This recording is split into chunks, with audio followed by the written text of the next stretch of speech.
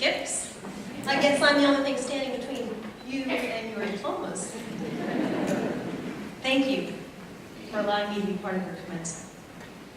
Today, you are all surrounded by a large group of people who love you and who've really been responsible for getting you thus far. Your parents and your grandparents and your siblings and your friends. And it really is because of them, because of their love and their support and their pushing and pulling, I'm sure at times, that you are now positioned very well for the futures that you're facing. To the grandparents and parents and friends, I know you look out here and see your beautiful white dresses. You see your baby about to graduate. I know the feeling of this day a little bit. I have 4 children, and there's a young woman among the graduates who I've had the pleasure, really the honor, of mentoring for the last 5 years. So like Ursuline was in the front row there, so I feel that too. And you think today is the day my baby leaves the nest. So I want to lay the fears to rest today. They are not really leaving you. And no, I'm not speaking metaphorically, like literally, they're not leaving you. They will be home again, they'll come with their laundry, they'll come with their friends, they will come and steal stuff out of your refrigerators. They're not leaving. Between now and probably age 40, they'll be home back living in their bedrooms, I'm guessing 3 or 4 times minimum. And students, if you feel that today possibly is the end of an era, that today you're saying goodbye to a community you've known for a while, the friends I'm sure you've had since childhood, saying goodbye to your school, let me lay your fears to rest. This school will keep track of you forever. Yes, they will follow you on Twitter. They will send you a barrage of emails asking for money. You are now an alum of this school. Trust me, I have been sending checks back to my high school for the last 30 years, and it will not end. Now, you all know how graduations are supposed to work. I sit up here, I'll spout a little bit of brilliance. You'll sit there like sponges. You'll soak it all in. The problem is, I don't really give advice. And years ago, I was asked by a woman's magazine, what's the best advice your mother ever gave you?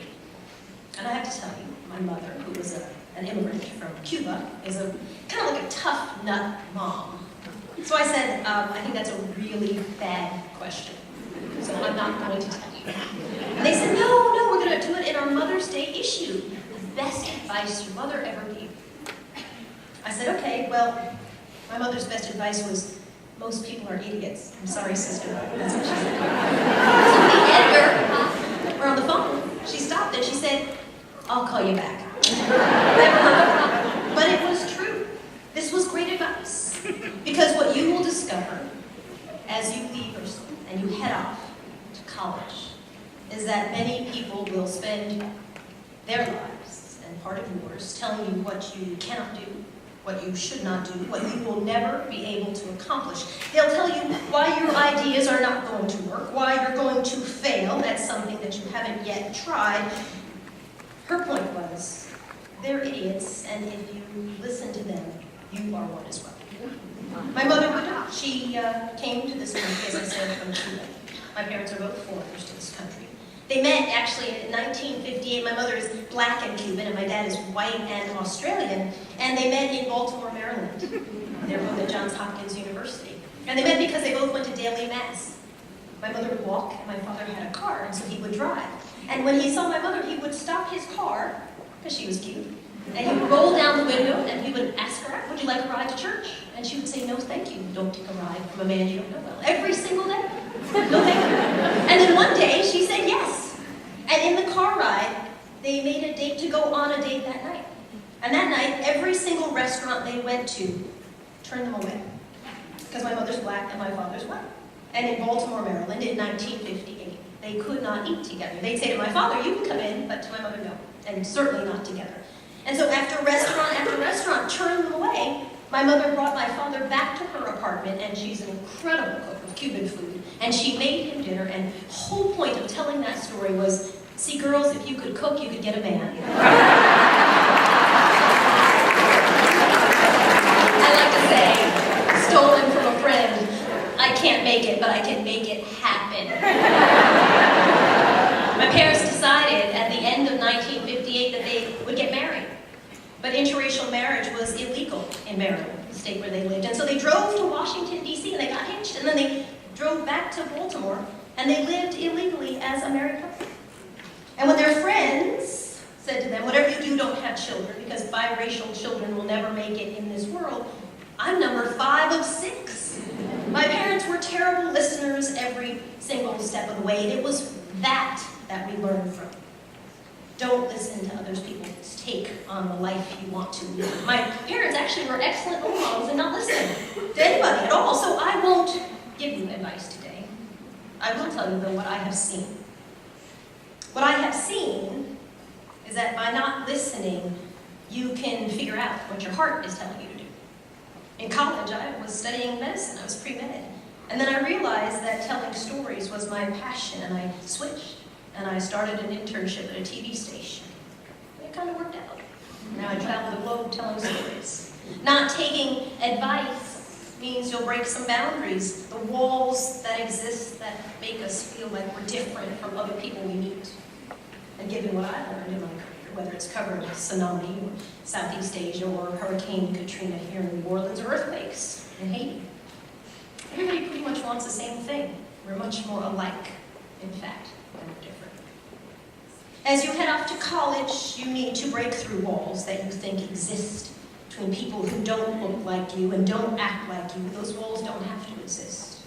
You need to seek to understand why people act like they do, why they do what they do, and seek to know people where they are.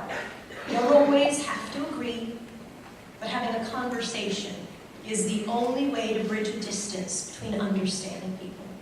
Not taking advice means that you can choose to stand up for people who need your voice. And you're going to have chances every single day to stop and say, this is not okay. Or maybe you'll just walk by and avert your eyes when you see an injustice, be it big or small. Be that person who stops. And at the risk of voicing a not popular opinion, be that person who says, this is not okay, not on my watch. You are fortunate to attend a school that is incredible, in a community that is amazing, and you have a first-rate education, and not everybody gets that chance. Your obligation then, I think, is to use that power that you've been given to help other people who are not so lucky. To use your voice in defense of those who cannot speak for themselves. And finally, do not let people kill your joy. You will find them, and they'll try to glom onto you like gum on the bottom of your shoe. And so I'm going to suggest that starting today, you remove those people from your life who make you feel bad about who you are and what you want to be and what you think you can accomplish. Follow your gut on that. Don't let other people ever steal your joy. Today is the beginning, and that's why they call it a commencement. You have your lives ahead of you to do well and do good. To be great and be good to others. To find greatness and to seek goodness in others. And these next days and years are an opportunity to carve out the kind of life that you want to lead. Surround yourself with supporters and cheerleaders. Remove those who drag you down. And as you head off to college, this is truly important. I give you permission to say yes to the people who are good and encourage you to serve, and say no thank you to others. Today is a day of new creations and big questions, really. Who do you want to be? What do you want to stand for?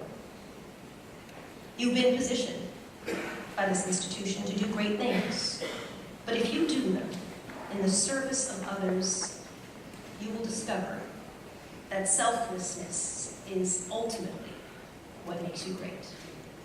Congratulations.